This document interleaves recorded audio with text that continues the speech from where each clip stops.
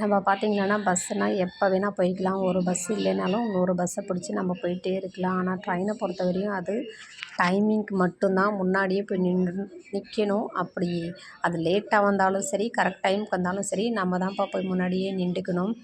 இவங்க பார்த்திங்கன்னா ஊருக்கு கிளம்பி போகிறாங்க. காலையிலே பார்த்திங்கன்னா 6:30 மணி போலவே கிளம்பிட்டோம் வீட்டிலருந்து. 7:15க்கு ட்ரெயினு.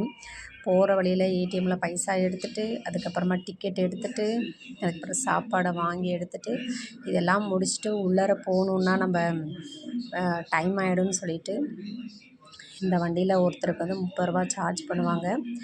அதனால் அதில் நான் கிளம்பி போய்க்கிறேன்னு சொல்லிட்டு கிளம்பி போயிட்டாங்க. அவங்க வந்து சென்னைக்கு கல்யாணத்துக்காக போகிறேன்னு சொல்லிட்டு தான் போனாங்க.